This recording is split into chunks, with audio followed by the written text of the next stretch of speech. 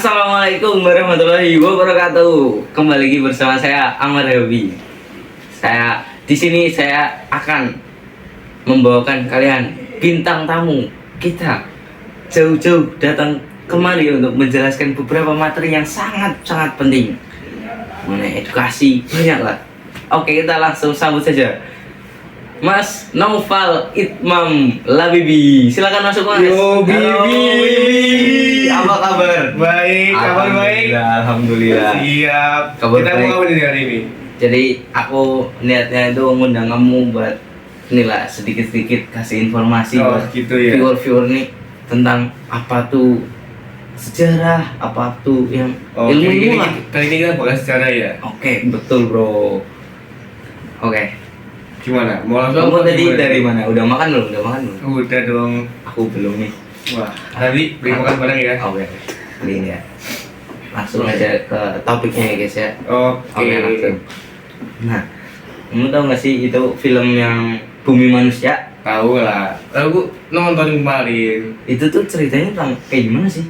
Jadi itu film itu apa ya? Cerita tentang sistem kolonialisme dan imperialisme yang ada di Indonesia yang pas kita lagi dijajah Belanda gitu. Oh walau gitu guys. Jadi itu tentang kolonialisme sama Imperialisme. imperialisme. Nah, itu tuh ada kaitannya nggak sih kayaknya sama materi kita hari ini? Emang materi kita ini apa? Gold 3G. Jadi bacain. iya. Ada gold, Gospel sama glory. glory, betul tuh. Langsung aja yang pertama. Coba kamu sebutin pengertian dari gold. Oh, saya tahu itu. Jadi gold atau kekayaan merujuk pada motif ekonomi di balik kolonialisasi. Para penjelajah dan bangsa Eropa datang ke wilayah-wilayah baru dengan tujuan utama untuk mencari kekayaan, terutama emas dan sumber daya alam berharga lainnya, seperti rempah-rempah, biji logam, dan hasil bumi lainnya. Mereka ingin mengamankan sumber daya ini untuk memperkaya negara mereka dan mencapai keuntungan ekonomi yang sangat besar. Gitu. Banyak juga ya sumber dayanya yang mau diambil ya. Lanjut. Kalau eksploitasi sumber daya apa? Eksploitasi sumber daya itu, jadi eksploitasi sumber daya dalam konteks gold ini mengacu pada eksploitasi sumber daya alam yang ada di Indonesia, terutama rempah-rempah seperti rempah-rempah, cengkeh, pala, lada, dan yang lainnya. Kekayaan alam ini sangat diinginkan oleh Belanda karena rempah-rempah ini memiliki nilai yang tinggi di pasar Eropa pada saat itu. Jadi, para pedagang Belanda mendominasi perdagangan rempah-rempah dan memanfaatkan monopoli untuk memperkaya diri mereka sendiri. Nah, ngomong-ngomong soal monopoli, gimana nih monopoli nih? Aku agak bingung juga. Oh, jadi itu sistem monopoli ini itu tuh buat mencapai tujuan ekonomi ini. Jadi itu Belanda mendirikan sistem monopoli perdagangan. Mereka itu mengendalikan produksi, harga, dan distribusi rempah-rempah. Ini tuh berarti pembatasan akses bagi masyarakat pribumi dan pesaing asing. Belanda juga sering buat menggunakan kekuatan militer mereka loh untuk mempertahankan monopoli ini. Itu akibatnya tuh penghisapan sumber daya alam Indonesia. Oke, aku mau tanya nih, selain gold kan ada gospel sama glory. Nah itu aku masih bingung sama yang gospel, lu gimana sih penjelasannya, Mar? Oke, aku bakal kasih pengertiannya ya. Yoi. Jadi itu pengertian dari gospel nih guys.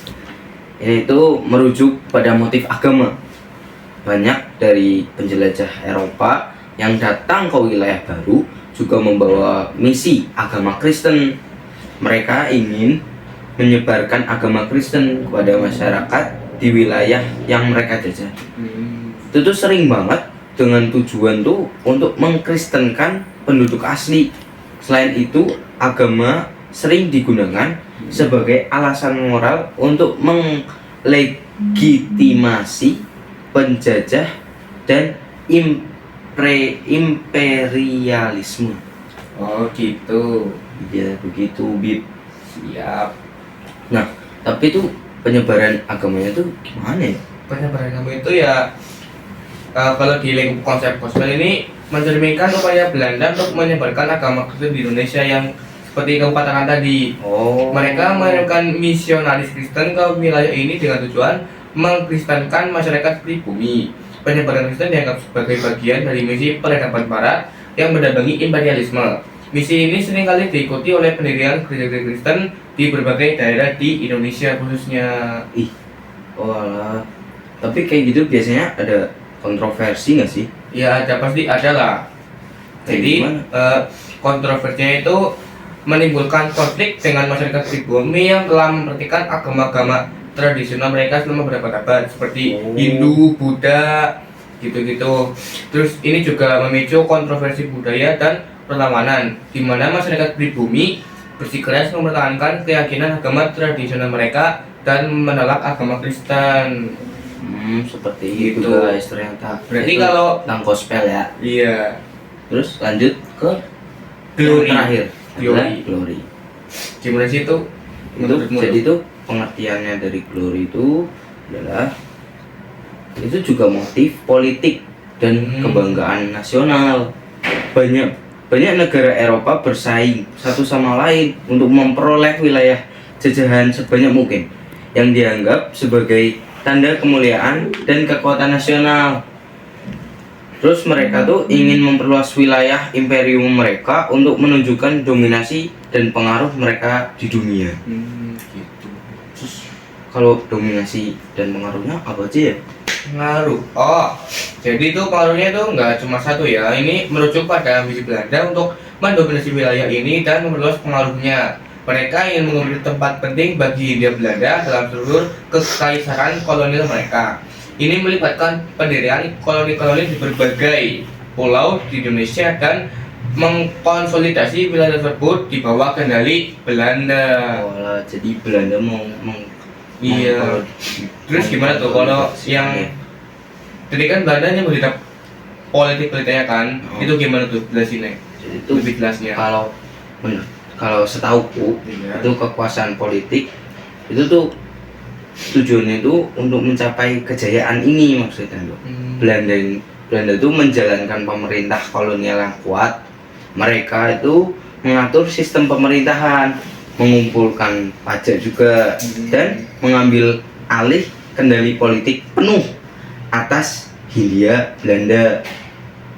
Terus kekuasaan politik ini memastikan bahwa Belanda memiliki kendali total atas wilayah ini dengan tujuan menjadikan Hindia Belanda sebagai sumber daya dan basis ekonomi yang menguntungkan bagi kekaisaran kolonial Belanda. Gitu. Jadi guys, ini kan udah terakhir ya. Apa sih kesimpulan yang bisa kamu dapetin dari ini? Nah, nih kesimpulan yang bisa aku dapetin dari materi podcast kali ini adalah jadi konsep gold, glory sama gospel ini mencerminkan motivasi utama Belanda dalam kolonisasi Indonesia, yaitu keuntungan ekonomi, penyebaran agama Kristen, dan kekuasaan politik. Ini adalah aspek penting dari sejarah kolonialisme dan imperialisme Belanda di Indonesia yang telah mempengaruhi negara ini secara mendalam, baik dari segi ekonomi, terus dari segi budaya maupun politik. Selain menghasilkan dampak ekonomi yang signifikan, penyebaran agama Kristen dan dominasi politik Belanda juga telah membentuk landscape agama dan politik Indonesia hingga saat ini. Oh, itu adalah kesimpulan dari Mas Itmam Labibi. Yo bisa ya. Oke, kita sudah di penghujung acara. Terima kasih guys yang sudah menonton video sampai akhir. Jangan lupa untuk like terus. Ikuti Dan kami. ikuti kami di podcast selanjutnya.